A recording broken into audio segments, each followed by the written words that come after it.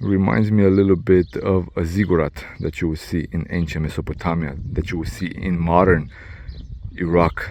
Sultan Shanjar's mausoleum, the grandest mausoleum that we have on the grounds of the old city. What do you think? Yep, in the 12th or 13th century, considered by some historians the largest city in the world. Let me turn the camera so I can show you the grandness. We can actually go inside as well.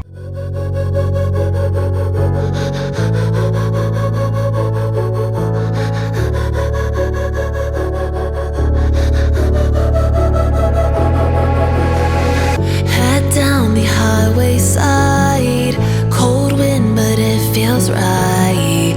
With you I'm heavy. And what do you think this building behind me is? Well guys, it's an indoor Ferris wheel, the largest indoor Ferris wheel. The map of Turkmenistan in the middle. Yeah, one building after another. Very, very unique. Here's the wedding car once again with another marble monument in front of us. The White City, or the city of marble. Man, look at that.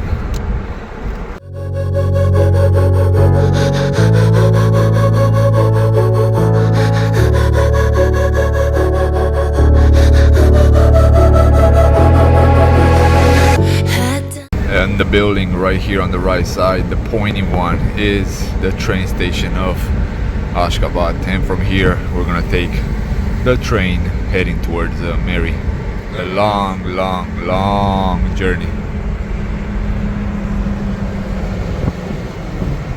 Yeah, it looks very nice.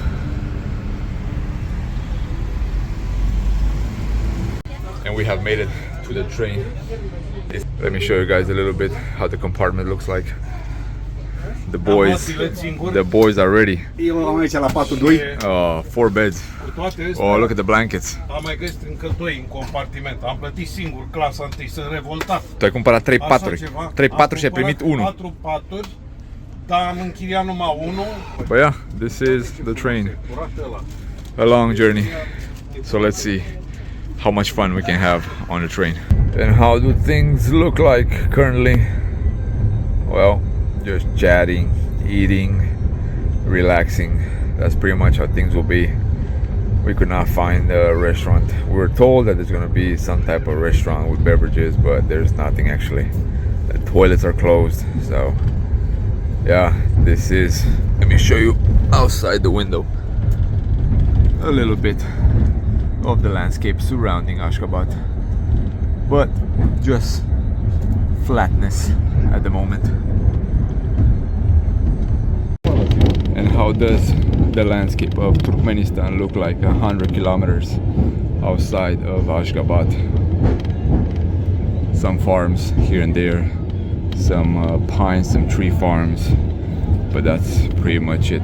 Again, the landscape of Turkmenistan, 80% desert, and this is just part of it. A small little stop at Kaka, a small little community here along the way heading towards Mary. Yeah, it's pretty funny. People waving goodbye to their loved ones. And we kind of knew we will have issues with the food on the train, so we bought some vegetables, some chicken, got some bread here, the almighty bread. Yeah, life's good. Yes, it's very, very good, yeah. Very, very happy. I'm happy because it's a very, very good. Yeah, 9 hours on the train. Very nice with this type of landscape. Again, just a few kilometers that way, Iran. More grass. More grass, tola grass. So a quick little stop here at one of the villages, and a whole bunch of kids came with kebabs. A whole bunch of kebabs, and of course we have to buy some kebabs from them. So yeah, they're making the kebabs right there in the back. Let me turn the camera around so I can show you. Fresh kebabs right there. Everyone's buying. We bought it from the kids.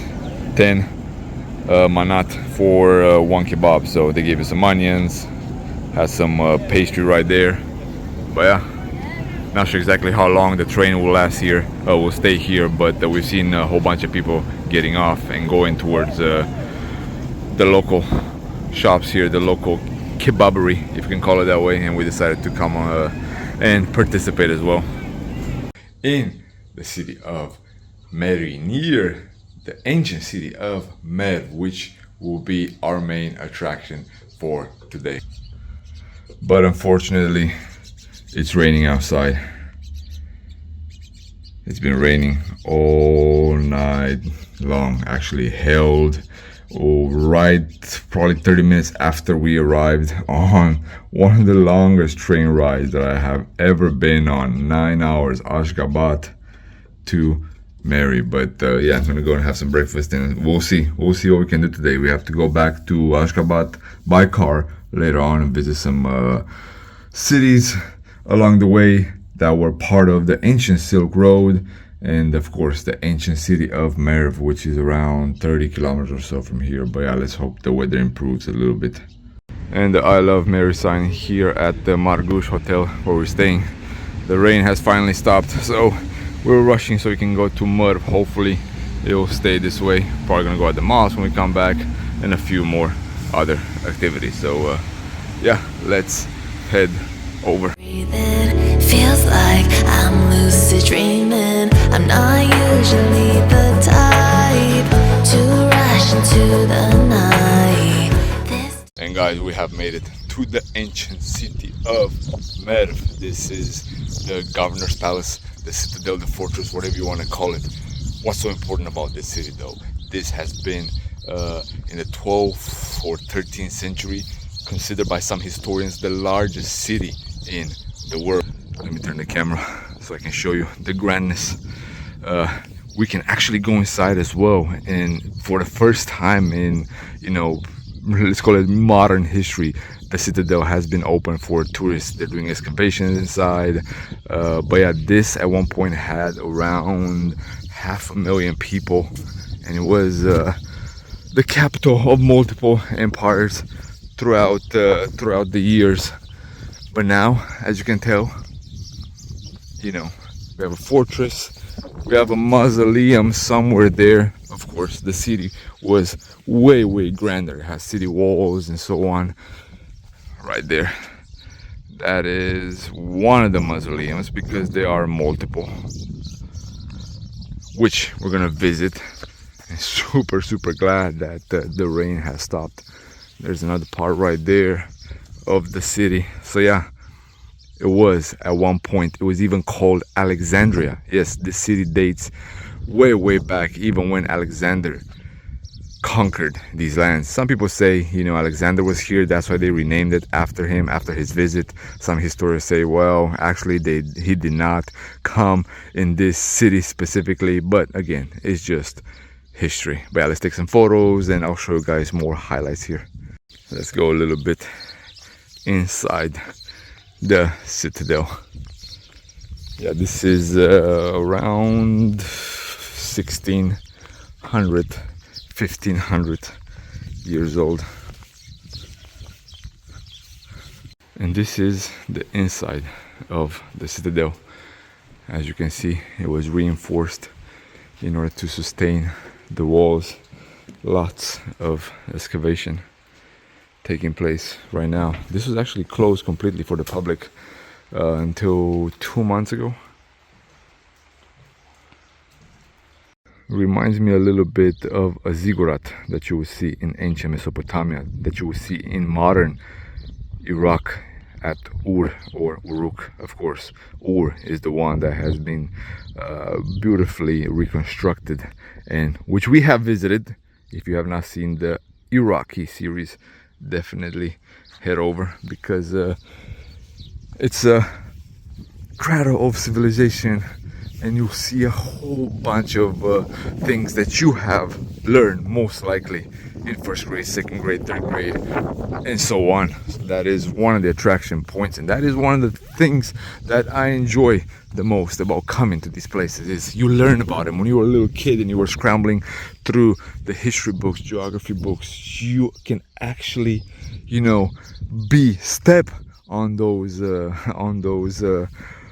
let's not call them cobblestone rocks here, but you can step on the grounds where kings, queens, emperors, sultans, and so on have stepped way back in the day. And you know, it makes you a little bit part of history. So not a lot of people are excited about rocks, mud, adobe, but just the stories behind them that date thousands of years make you have that feeling, if you're into it, of course.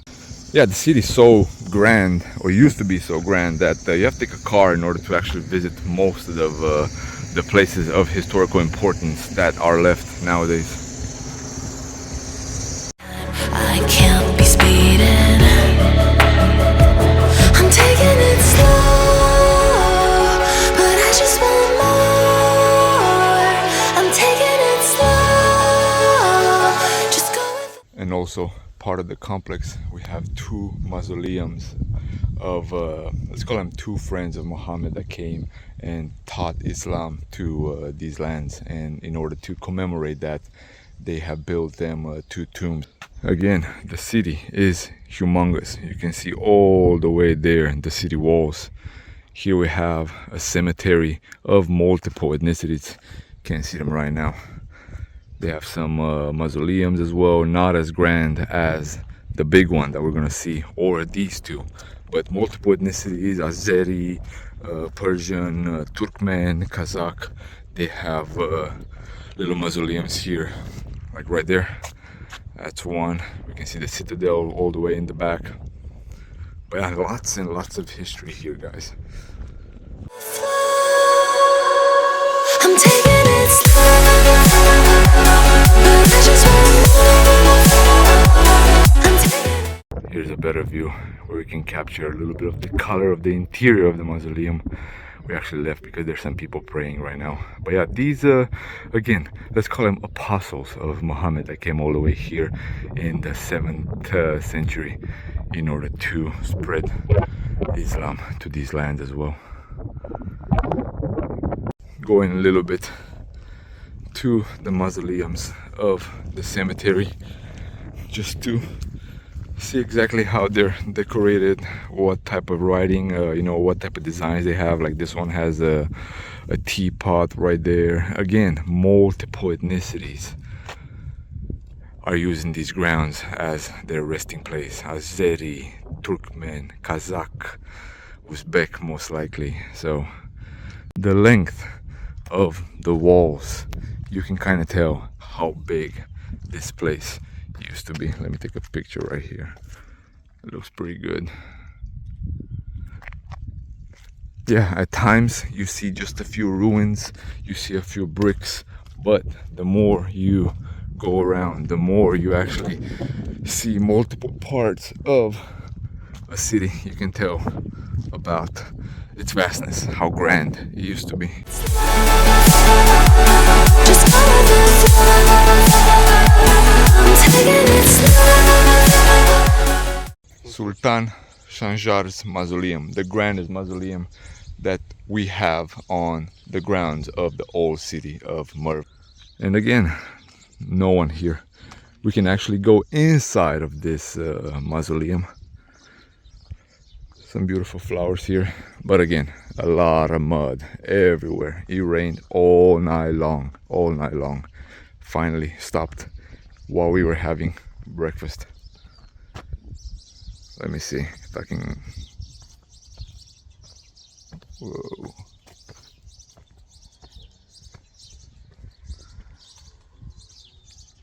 Yes, beautiful. The closer you get, you can actually tell how big it is. It's probably one of the biggest mausoleums in Central Asia. We'll see some in Uzbekistan as well, and we have seen some in Afghanistan. But yeah, this one's humongous. It's quite dark inside, so let's see how much we can actually see.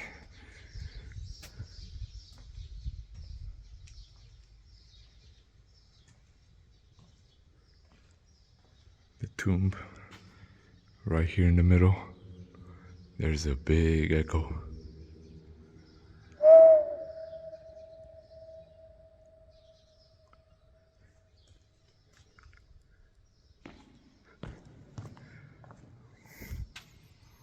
But look at that. It's reconditioned quite well. The decorations. Man, the echo.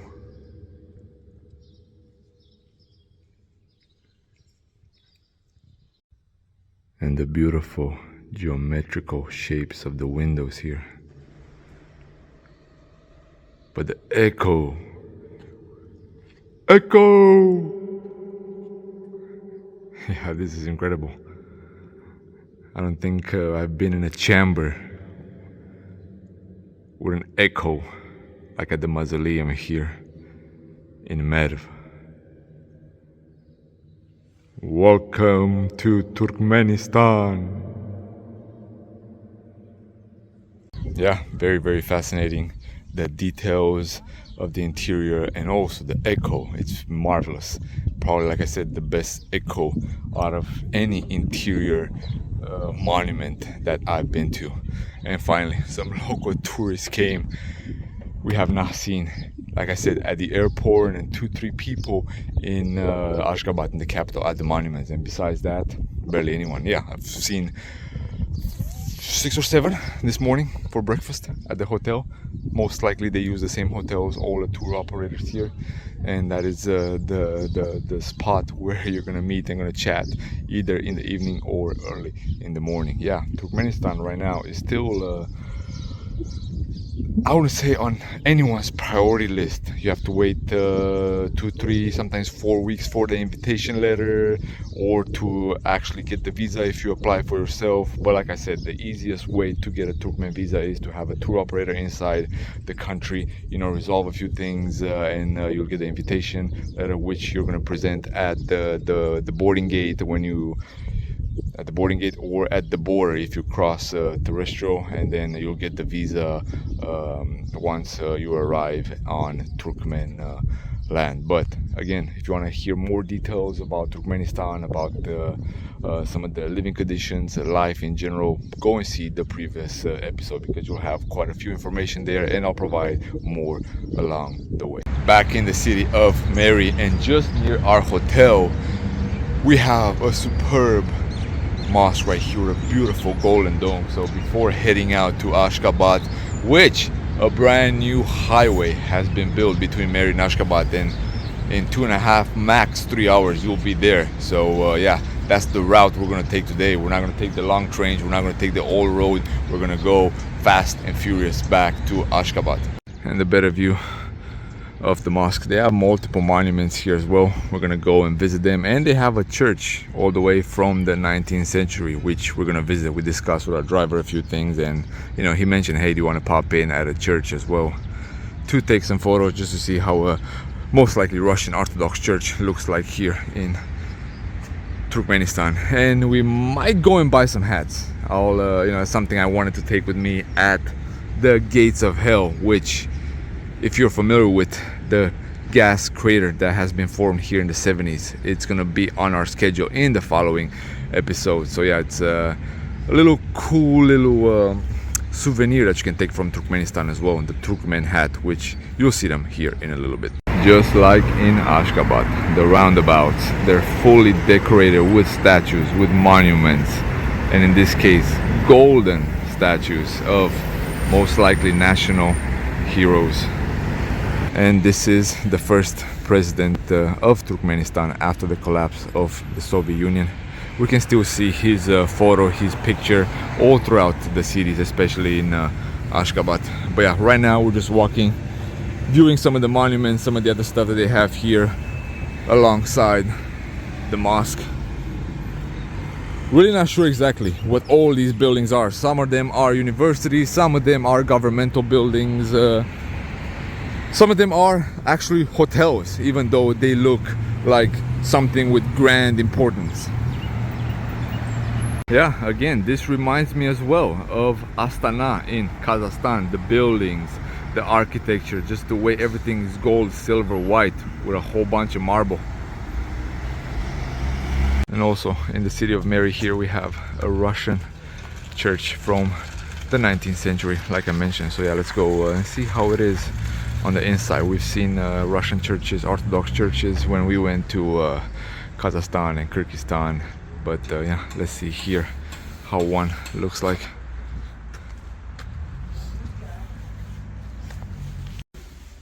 And the inside, beautiful blue.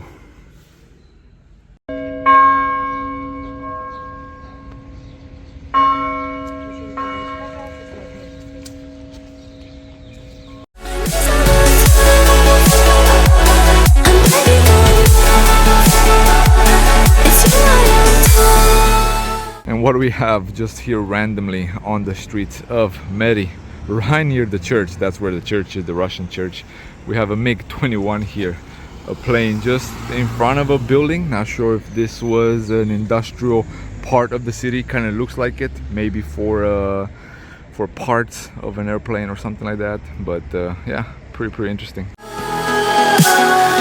took me to see Versailles in the middle of July. What do you think?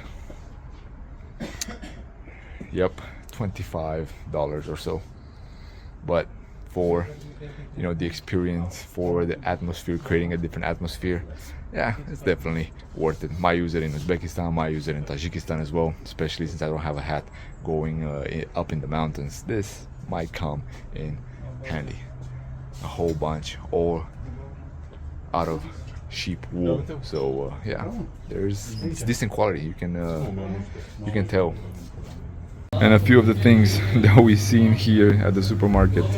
A Twix iced coffee. That's the first time I see anything like this. I've seen Chupa Chups before, but yeah, I've never seen Twix. Man, it's been raining quite a bit ever since we left.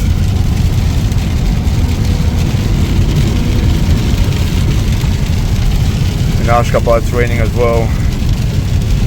So yeah, we'll see what exactly we will do once we get there. We have one more stop at a mosque near Ashgabat, but besides that, we might call it a day.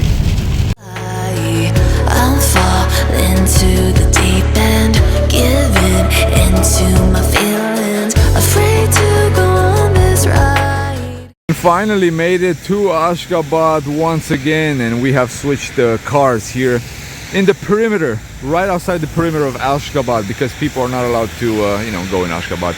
But we have stopped at the wheat museum. Yes guys, they have a wheat museum here in Turkmenistan with a beautiful wheat right on top of it. It's still raining a little bit. We do have a waterfall right here, but yeah, quite nice. Again, quite a few interesting and unique things, museums, buildings, and so on in Turkmenistan. I'm scared to crash inside. This time I might be speeding. And just at the outskirts of Ashgabat, we have a former mosque of Anau, the capital of this province, but unfortunately everything has been devastated here. The landscape, as you have seen so far in Turkmenistan, all desert. Yes, it's still raining, it's muddy everywhere. There's a new mosque here as well. I'll show you guys before we leave. But just so you can get an idea how this mosque look like, if you have seen the videos from Herat or some of them from Uzbekistan, that is the same concept, the same style, architecture. But unfortunately things have been completely eradicated. In the new mosque of this place, again with the beautiful golden dome, guys. Everything in Turkmenistan has to be gold, silver, or white. Well, mostly white, and the touches of gold are predominantly all throughout the country. But this is how the mosque, sorry, I'm blabbing a little bit. I fell asleep a couple of times in the car. It's been a long couple of days, guys. Well, a long 3 days, because we got to put in the one that I was in Istanbul too, in the city, walking and so on. But it's really annoying right now that it's raining. It's been raining all day long. It's actually quite cold. And for the main course this evening, kebabs. Once again, we had kebabs on the train yesterday. We're having kebabs this evening, but also some chicken stew. And we had a couple of borsches, which is pretty good. Yeah, same restaurant as in the previous video. There have been rumors ever since this was lit up to shut it down one day, to cover it up, and so on and so on. But you know, nothing has been done, and you know, it became one of the main attractions here in Turkmenistan, and because of it, Turkmenistan has been visited by thousands of tourists over the last years.